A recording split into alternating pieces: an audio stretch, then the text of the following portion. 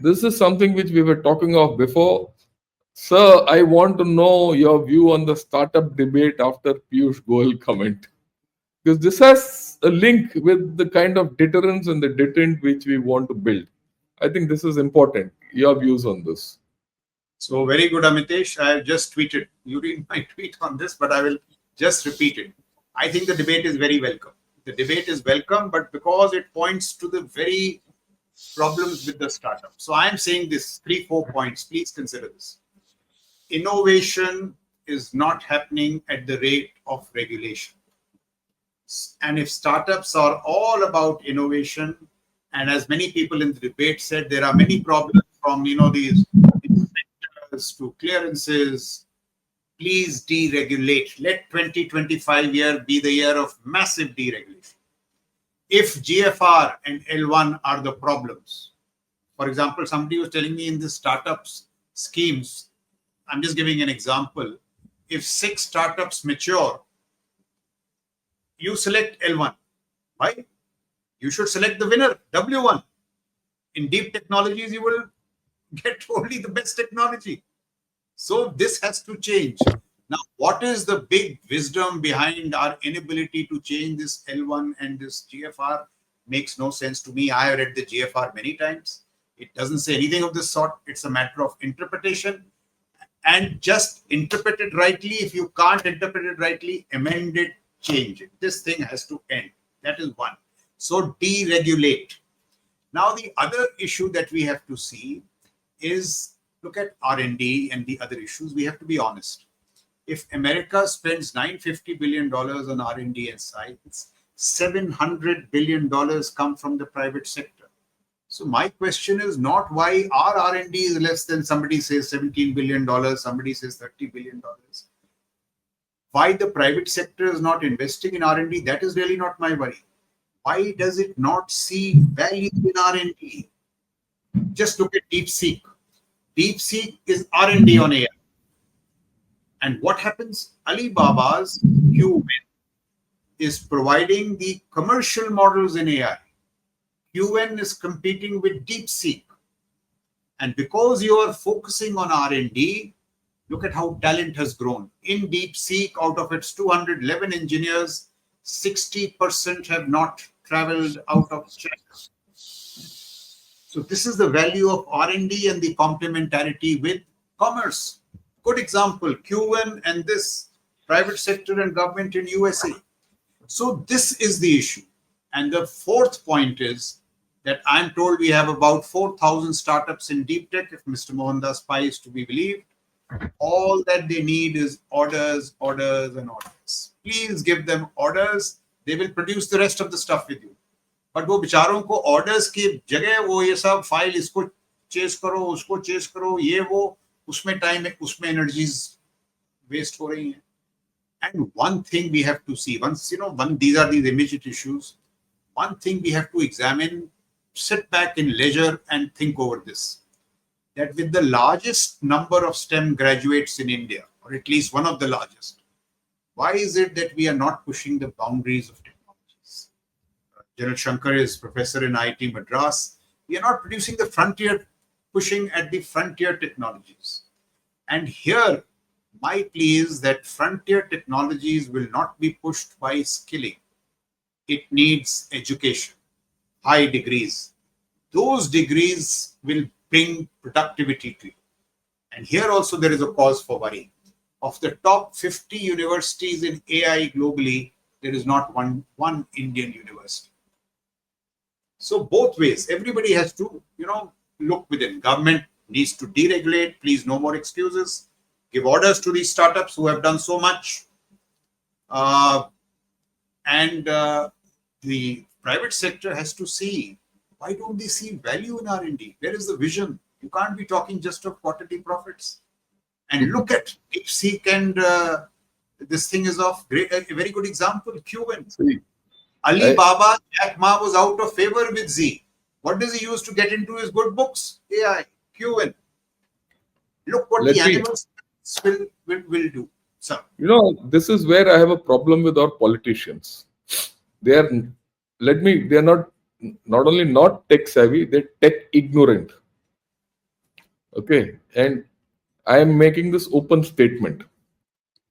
Government of India has started thinking of AI only after DeepSeek has come. उससे पहले AI नहीं था. Didn't we know the USA and China are far ahead of the AI race? And much of AI which is being built in USA is being built by Indian content. People from here. Our institutions might not be amongst the best in the world producing AI, but the same institutions produce the people who go to the other institutions and make AI there. Couldn't we have made AI parks 10 years back or 5 years back? And mind you, I've been shouting for this.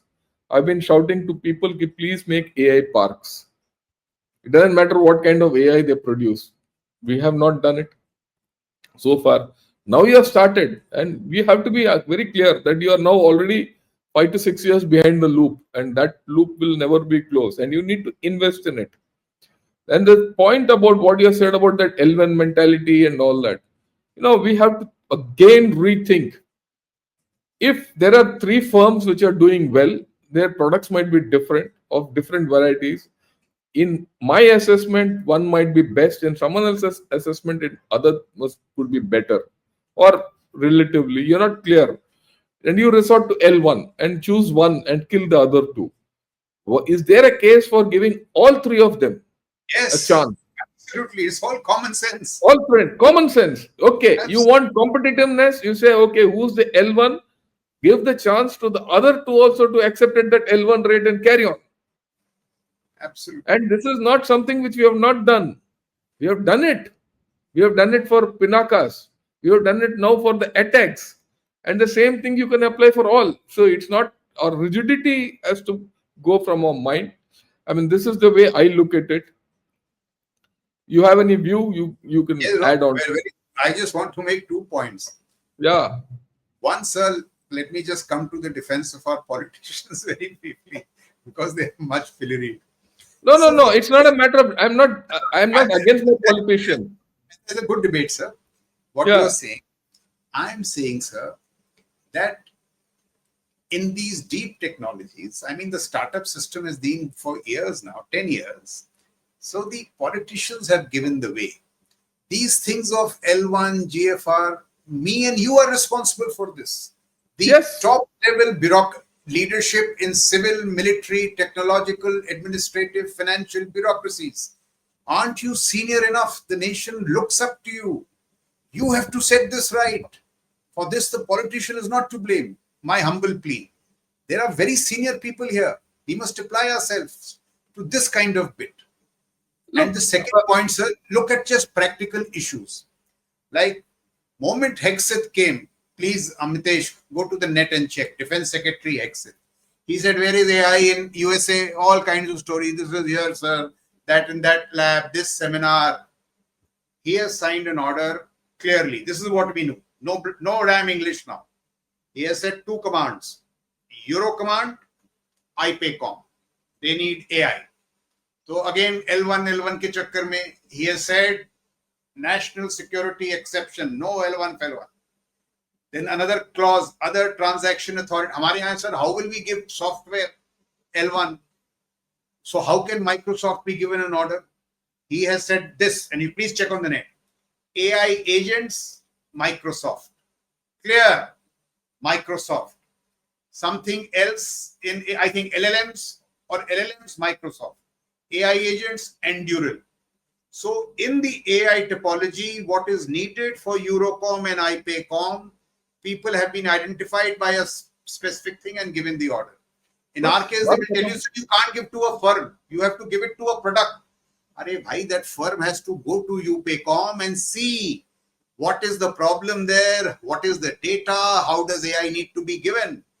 With software now, technology, innovation, markets, DPP cannot apply. Please have some common sense. And this is exactly what's done. And he has signed the order. Now, Hexeth is a Marine Lieutenant Colonel. We may not like the fact, but he has shown more wisdom than all the generals of the past. He has gone and Yeah, I signed an agree. order. So this is exactly what we need to do in our case.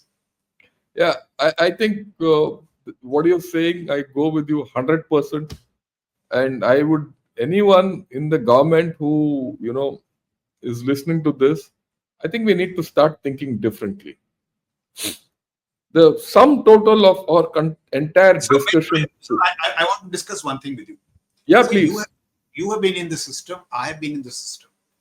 In my last 11, 12 years, when I was, at the top sign of these things, I did not find a single IFA who came in the way of a good project. He may have had views, but when we discussed, I don't know Delhi because at senior ranks I was not in Delhi, but at least in commands and all, you discussed, he gave your reasoning.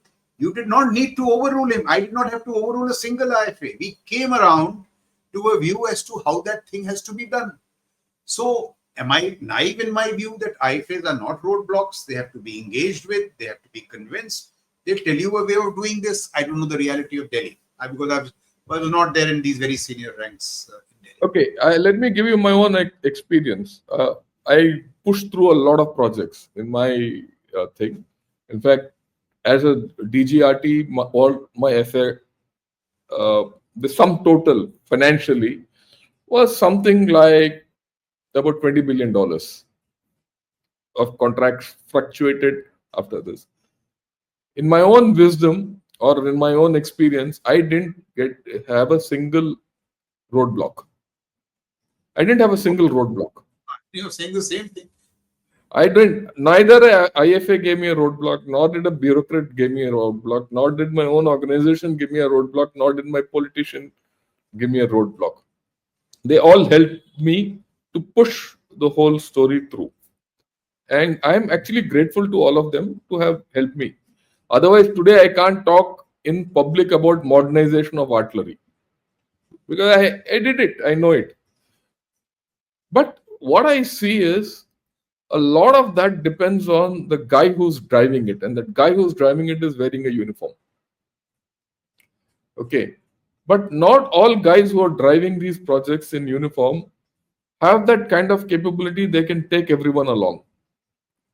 In which case, there is a requirement of someone else coming and helping him to pull him up. And that is where I think a certain amount of,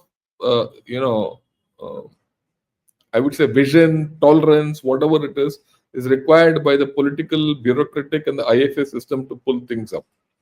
Right? I mean, I had a thing that was my third tenure in procurement, and I knew all these things backwards, rules and regulations backward, and I could innovate. So innovation comes with time. So I think there is a whole lot of introspection that needs to be done within our own thing. But the issue which I go with you and I'm concerned about it, I'm giving my concern very seriously, is our inability to scale technology.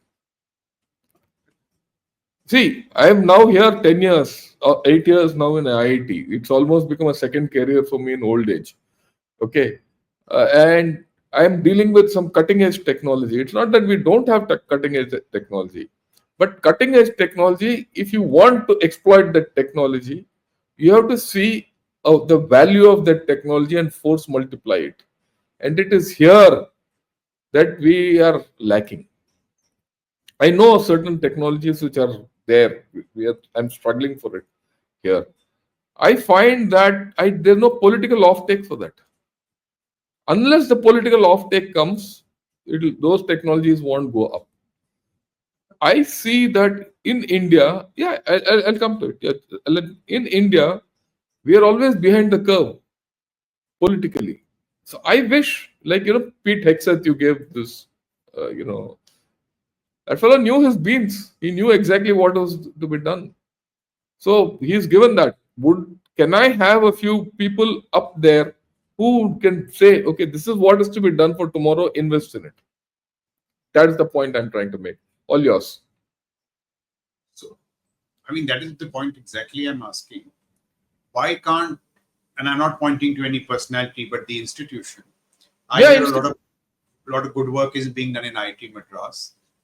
100, 200 crore orders should come from the chiefs alone, from the CDS. Why do you need the politician? He doesn't come in here. Politician comes very. But the fact is, today our system is that the chief and the CDS can't give an order for 100 crores. That is what you do. That's the point I'm making, sir. Yeah, Army commander, you have orders 15 crores for R&D per project, unlimited. I have signed off on those orders. Those money has gone to people. So how do we say, I'm very big projects, fine, but this orders must come, because even if these orders don't come, how will the system take off? yeah. I agree with you. I agree with you completely.